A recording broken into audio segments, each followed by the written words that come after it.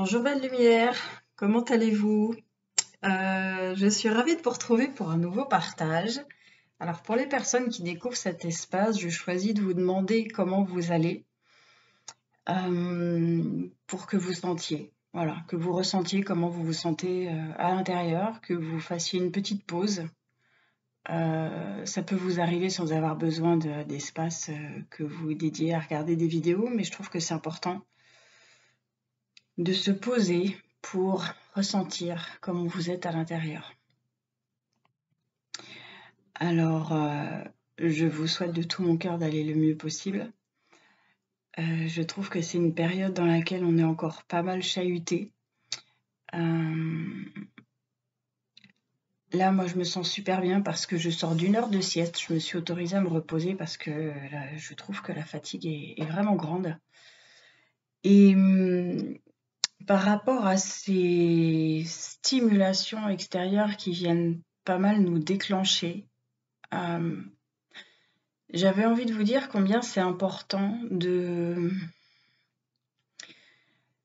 constater le chemin parcouru, d'apprécier combien il y a des situations auxquelles vous ne réagissez plus, de conscientiser combien vous êtes à l'œuvre en vous, parce que moins vous répondez à certains stimuli extérieurs, plus vous êtes libre à l'intérieur, plus vous êtes en paix à l'intérieur. Moins il y a de prise sur vous, moins il y a le non-soi qui entre en réaction. Plus vous êtes aligné avec vous-même. Et c'est important de célébrer ces moments-là. C'est important de célébrer ces moments où, quand des fois dans des situations de vie, entre guillemets, vous les gérez pacifiquement. Vous les gérez dans le cœur, dans la paix, et non plus dans les réactions de quelque nature qu'elles soient, qui est des racines de colère, de tristesse ou autre. Ce sont des racines qui se sont transformées en d'autres graines, en des graines de paix à l'intérieur. Et c'est important, je trouve, de vous célébrer pour ça, de célébrer l'être que vous êtes en train de devenir à chaque fois, à chacune de ces étapes. On peut se dire que c'est normal. Moi, j'ai envie de vous dire, ce que je ressens là, c'est cet amour bienveillant du parent, de l'énergie du parent céleste qui vient vous dire: c'est bien mon enfant. Plus ça va, plus tu te rapproches de la maison, plus tu te rapproches de ta vraie nature. Bravo. Continue, je suis avec toi. Je suis auprès de toi. Si tu as besoin, n'hésite pas. Et en ce moment, je trouve qu'il y a quand même un certain nombre de situations qui viennent, entre guillemets, nous évaluer, comme si on faisait des, des évaluations. On est à l'école de la vie, donc on a des évaluations aussi. C'est important de célébrer les avancées comme les tentatives. Parce qu'au moins, il y a une énergie de mouvement et une impulsion de changement derrière. Je pense que ça sera une vidéo assez courte aujourd'hui et que je reviendrai vers vous prochainement parce que je vais très certainement vivre encore un événement assez fabuleux en matière de rassemblement, donc je vous partagerai ça une fois que ça sera vécu. Et c'est encore une fois une petite vidéo d'encouragement. Une petite vidéo d'encouragement pour tenir bon. Une petite vidéo d'encouragement pour percevoir ce qui cherche à semer la division, la séparation en vous comme autour de vous. C'est important d'observer ces énergies-là et de voir combien on leur accorde la nôtre ou pas. On est spectateur d'un certain nombre de choses qui se passent et qu'est-ce qu'on choisit de mettre en place, comment on choisit d'agir, même dans des petites choses du quotidien. j'ai découvert récemment, enfin on m'a fait découvrir récemment un article qui annonçait que un océan était quasiment mort entre guillemets parce qu'il n'y avait pour ainsi dire plus de plancton. Et oui, je parle pas de tout ça d'habitude, mais là ça vient parce que je pense que c'est important. C'est important d'avoir conscience que l'état des océans est dû à notre consommation de plastique, à notre consommation de produits cosmétiques industriels, à notre consommation de médicaments. Donc, au jour d'aujourd'hui, on dit qu'on se réveille, on dit qu'on aime la terre-mère, qu'on aime la nature. C'est une question de dizaines d'années. Qu'est-ce qu'on est prêt à changer dans nos quotidiens? Je sens qu'on me pousse à partager là-dessus, donc je le fais, c'est ok.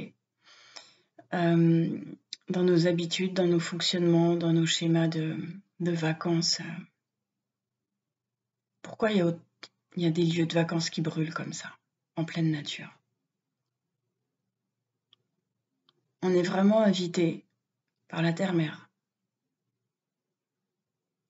à rééquilibrer, à repenser notre attitude, nos comportements. Et il n'y a pas de hasard si cet article-là s'est trouvé devant mes yeux, c'est que je n'avais pas cette conscience-là. Alors les produits cosmétiques et les produits pharmaceutiques, ça fait déjà un petit bout de temps que ça fait plus trop partie de mon quotidien. Mais j'avais pas conscience à quel point l'ampleur des dégâts était importante. Et on nous dit réveillez-vous. Donc oui, il y a cette notion de réveil, de réveil à notre identité, à qui nous sommes vraiment, à notre nature divine. Mais on fait un tout avec la terre. On fait un tout avec la terre. La terre, la nature est résiliente. Et on a bien vu pendant le confinement combien le vivant a repris sa juste place, commençait à reprendre sa juste place. Comment les animaux sortaient des forêts, comment le ciel, comme disait une personne que je connais et qui aime profondément l'environnement et qui fait ce qu'elle peut pour le protéger et le défendre, elle nous disait il n'y a plus de cicatrices dans le ciel. J'ai trouvé ça tellement beau. Donc, cette vie d'avant, pour beaucoup a repris. Qu'est-ce qu'on est prêt à changer? On nous dit de consommer local, mais ça passe aussi par les cosmétiques. Il y a des personnes qui se forment à la naturopathie, à l'herboristerie, parce que voilà, le monde qui change, c'est ça aussi. Je pense que la terre-mère nous alerte beaucoup en ce moment aussi. Elle nous alerte, elle nous interpelle. Donc, on me montre vraiment la scène quand on fait nos courses avec un caddie. Qu'est-ce qu'on choisit de mettre dans notre caddie? Il y avait déjà eu, il me semble, un partage sur cette conscientisation dans un appel de la Terre à retourner au sacré, à sortir d'un certain nombre d'automatisations.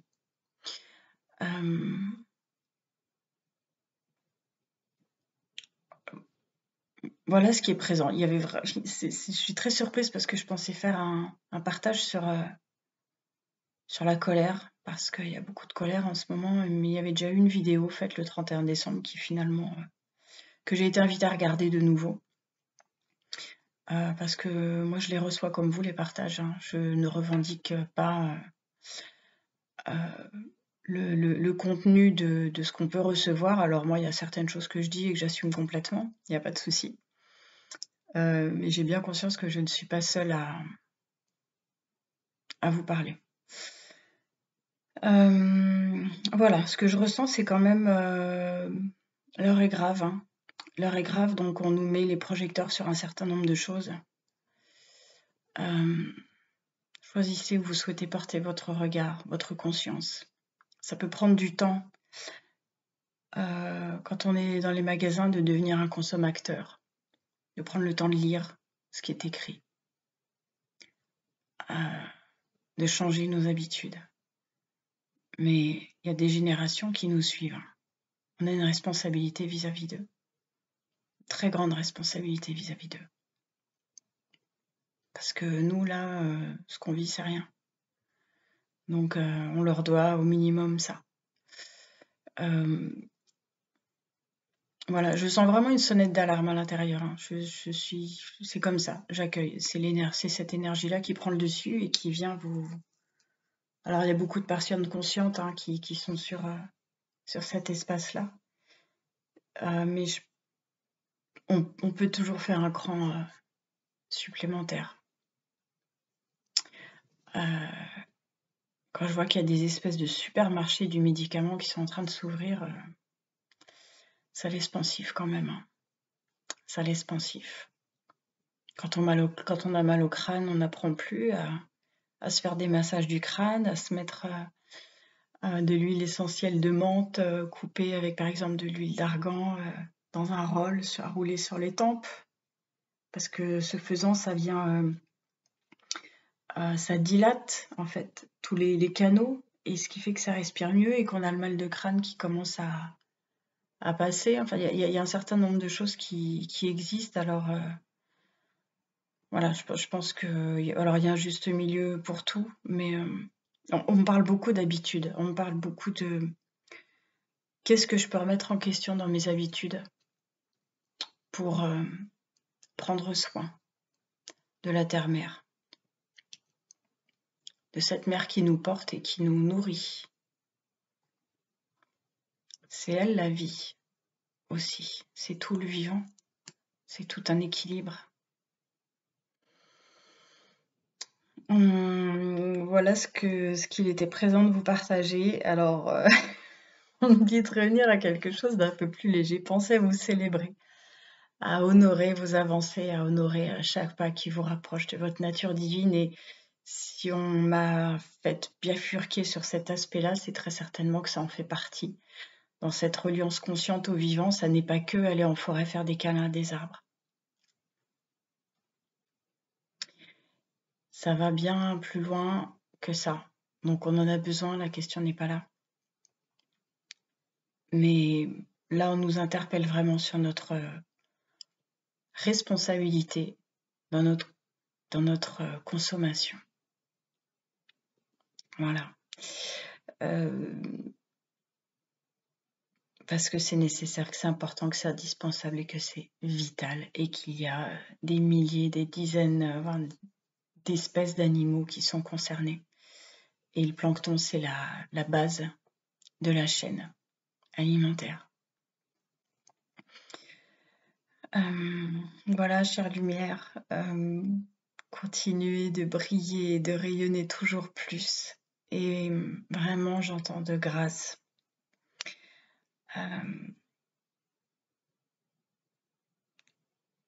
Transformons vraiment certaines choses pour Terre Maman. Vraiment, je ressens un appel très fort et un appel du cœur. Voilà, chacun sa part. Je vous embrasse de tout mon cœur. Je vous dis à très bientôt. Et prenez soin de vous, prenez soin de vos énergies et prenez soin de la Terre.